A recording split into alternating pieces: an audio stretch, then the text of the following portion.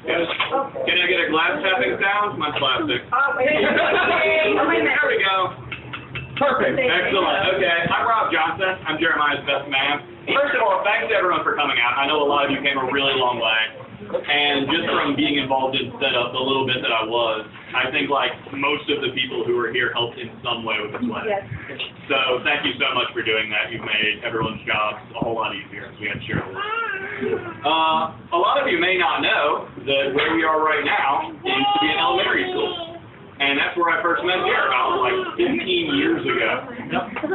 I think the first time I saw him, he was drop kicking another kid from behind. Yeah, you remember that? It's okay though, he had said something bad to him earlier in the day, and we were like, hey, so totally justified. In those 15 years, we've both grown up a lot. Jared doesn't attack random people, and I don't think random people do. But, and even though both of us have moved around a little bit, him more than me, we've kept in touch, and I feel like we've sort of grown up together.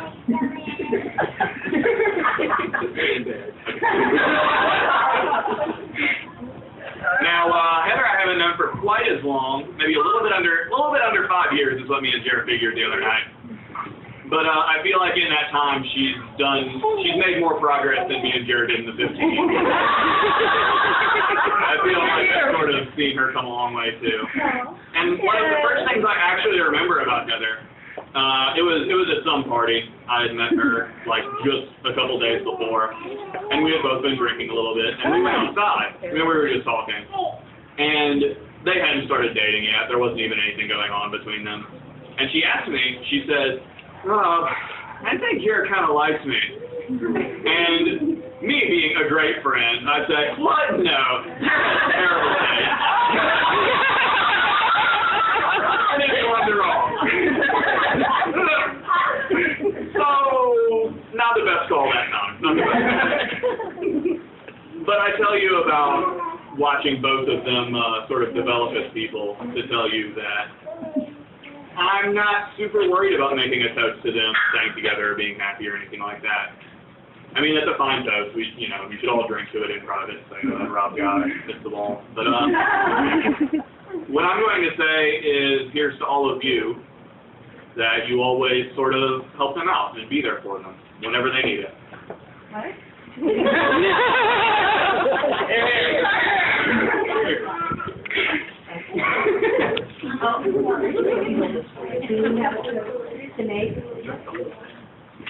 Well, the toast I would make to them would say, if the two of them would go in 30 days from now, sit down and talk to each other and say, how are we doing as a married couple? What am I doing to make you more likable? And what am I doing to make me more likable? And everything else, because you're going to have your say. But now there's responsibility that you take it on as married couple. So what I would say is sit down and talk and say, how am I doing each one of you? Thanks, Jeremiah. What I'm trying to say is you're the one that started out because you're the man of the house. You're going to ask her how you're doing. That's right. Once again, what?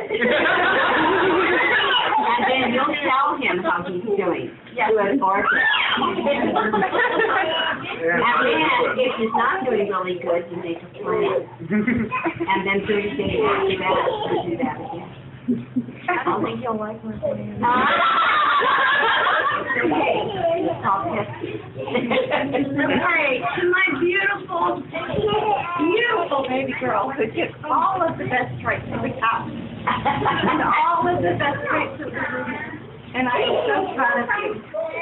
And then Jeremiah, your family is so awesome. You could have taken any of their traits and turned out spectacular. You're so happy. But I didn't take any of them. Is already wonderful. Thank you. You make us all look good. Thank you both for finding each other. Because you gave us not only a son, but you gave us a fabulous new family. So thank you.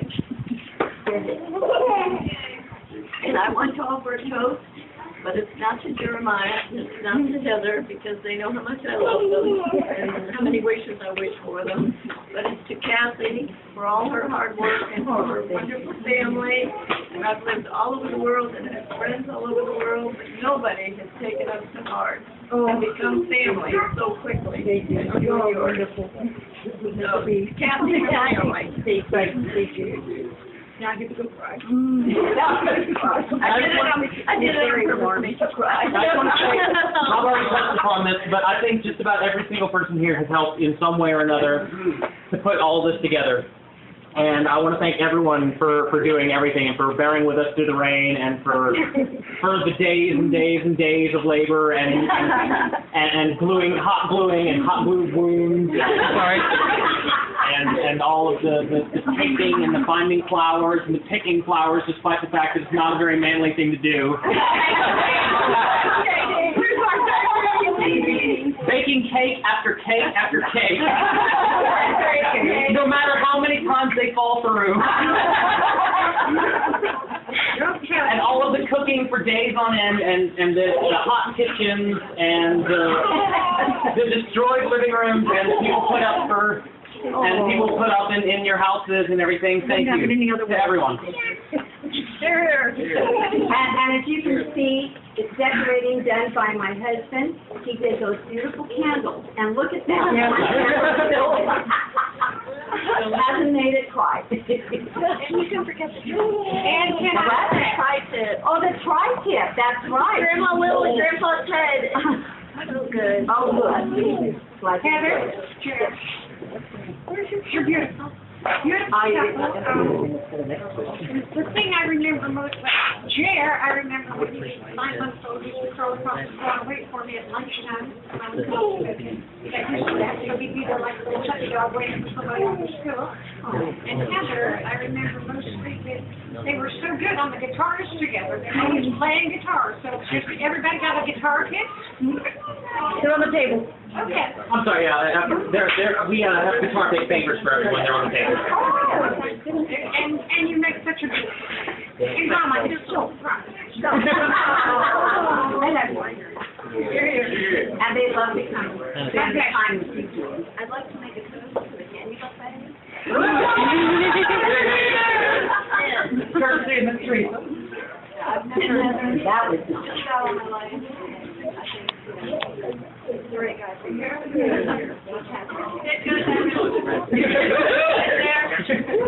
Impromptu toast by Abby.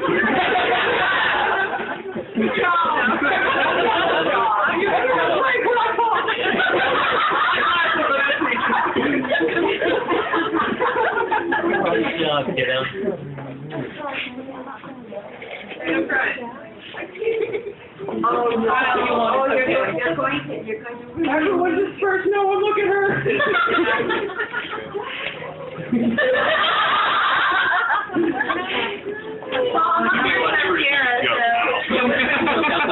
That came back up to me. Yeah.